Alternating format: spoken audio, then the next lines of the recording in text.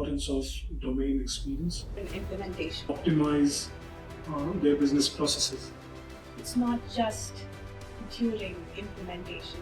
ahead of the curve to your competition, what BRIM can bring to the table. Different industries come to us. It's a business transformation.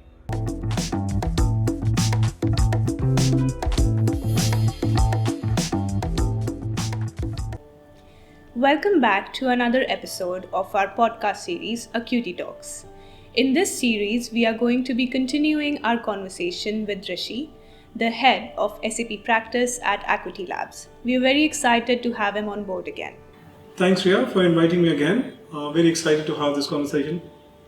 Yeah, that's great. So I think the first question that we can touch base on today is going to be, what are the common challenges that companies face during BRIM implementation? Good question, Ria. So generally, BRIM transformations are large program. The scope of work is massive. And this transformation happens on organizations wherein they're still using old implemented systems, which I feel change management is one of the big reason for a success or a failure of these transformation. Second is, it's a business transformation. It should not be confused just because SAP or SAP BRIM is an IT technology. It's a technology, but it's to optimize their business processes. So ideally, it should be a business-led transformation rather than IT-led. Third thing is, with technology evolving, there is a perception that SAP BRIM could also be a plug-and-play type of a technology, but it's not. And this is where, whenever a business is talking about such big scope of work, they should have assessment of what BRIM can bring to the table, and even before starting on the journey, some level of assessment should go in just to understand what all are the business objective, and then that can drive the project objective. So if all these factors are kept in mind, there's no point that the engagement will not be a success. I think there are a few points. So it's kind of like, it's not just during implementation. It starts from before, and I think it continues post after. So do you think there are any particular unique approaches in your experience that you think that companies can adopt to, implement BRIM? Correct. So again, as I said, means business versus IT led. That will be one of the prime factor, and it's very important that we have executive sponsorship and involvement, not at a very high level, but understanding how things are moving. That is very important, because that reflects the seriousness as well of the program to the wider people within the organization. Then definitely, as again, it's a business process optimization, right? So from day one, the key business users, the CFOs, or his or her team should be involved from day one, understanding what is getting changed. And if you're talking about those process optimization or transformations, they should be part of those discussions too. Then again, we are talking about, it's a big piece of work, right? We are moving from an outdated old system, and the whole reason of moving to BRIM is you want to be ahead in the curve, in your ahead of the curve to your competition. So when we are doing this transformation again, it should not be just a lift and shift of what you were doing, right? It's a time when you can take a step back, understand what you have to do, what you are planning for your upcoming future, and this is where there should be a discussion between what your current business requirement is and what are the best practices around the world, and again, what will help you meet your objective in the coming year as well, right? So that is also very important for success, or what business is looking for from this. Do you think there's a certain approach that we as a company take when customers of, let's say, different industries come to us with their implementation? Yes, definitely. And we are heavily invested in competency building. In my our previous podcast, I talked about the importance of domain experience. Again, it's business versus IT. It's not IT. It's a business getting transformed. So until you don't understand the business, until you speak their language, it will be very difficult even for them to communicate what their challenges are. Correct. And this is where we invest a lot in building the knowledge base. And we have got a lot of accelerators which we keep on refining. That not only helps us having accelerators or IPs ready, which can fast track the overall implementation, but also helps our people understand, because if they are refining those, they're learning the business. Correct. Right? And again, as I was talking about the competency building, right? Solution architecture is very important for any engagement, and every business will have certain uniqueness of what they have to offer, right? And when we are implementing, there'll be couple of design discussions.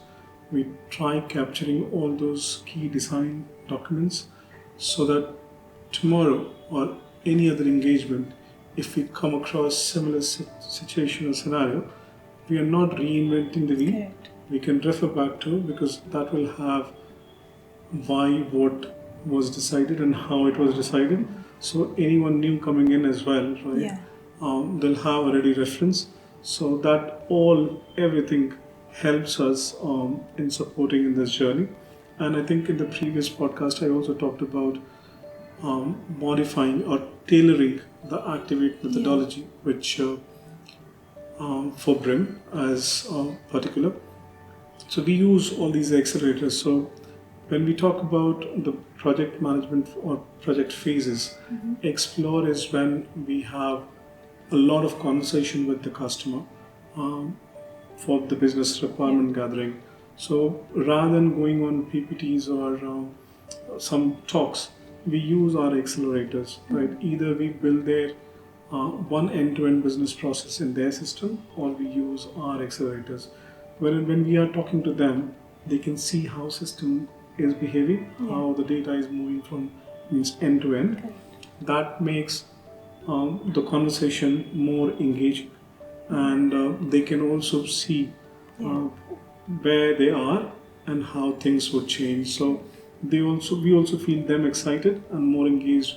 And when they see system working, they see that they have that confidence that these guys have done it in the past and they can support in this journey. So these are key drivers, I think, which helps us when we talk about the entire project methodology. Sometime definitely we can factor in of how during the project management phases or project delivery phases we are different to how others operate. So I think, Rishi, we've covered a bunch of points here. My next question, I think, would be that, like you said before, we have seen the product, SAP BRIM, in various stages and seen it mature. So I think the most likely, question that comes to mind is, where is it headed now? Or what is next from Acuiti as well in terms of BRIM? Yeah, so again, the way business is transforming, the business is evolving. BRIM as a product will also evolve and is evolving. With every release, SAP is coming with new features across the segment or across the suite of different modules within BRIM. We identified a gap So SAP BRIM largely is a backend dry billing system, right? But what we observed is every customer we implement BRIM, they try to build their own front end portal or app, whatever each business likes, for their customer facing, Correct. right? So we identified that gap, and which primarily is required for every other customer. We definitely have good experience in system integration or consulting, but we work a lot on product development as well. And we recently launched Q2C portal, which is a part of that product development stream. This will be a game changer because it comes with a standard integration with SAP BRIM. So every time customer is looking for SAP BRIM as a solution, they don't need to develop a portal or a self-serve tool for their customer on their own, because the TCO, the maintenance also becomes very high. Q2C is custom made for SAP BRIM, and it is a customer-facing self-serve tool which can manage or do whatever a general customer looks for. Customer can log in and see their invoices, make their payments online, raise dispute if they are not happy with their invoices. So anything and everything which your customer would need in their for the management of their subscription or their invoices, everything is available there, right? So that is one thing which we think, and AI definitely is a very the hot new topic. Exactly, a hot new topic in the market, and not only SAP but we also are working on. So we are currently working on some cash applications or areas within debt collection management, wherein we can efficiently utilize AI to bring value to the customer. We can see how a lot of manual work which currently is being done can be reduced, and that we definitely are working on. There are a few engagements wherein we are trying to experiment how it can help our customers. We can't remain behind in this AI journey, so definitely we'll have to. And for this, we definitely have an innovation and ideation forum within the organization. So we welcome anyone who can support us in this growth journey. Thank you, Rishi. I think this has been another very insightful session of our podcast series, and it was great to have you on board here. I'm sure our viewers learned a lot from this. Thanks for hosting me again, Rhea. Thank you, viewers, for attending another episode of our podcast series, Acuiti Talks. In this series, we highlighted and delved deeper into the intricacies of BRIM and also explored various other different topics that go along with it. We also talked about where it is headed as the product has matured now and what's next from Acuiti Labs. So we hope to see you again in our next series, where we will be talking about another very interesting topic. Until then, I'm your host, Riya. Thank you.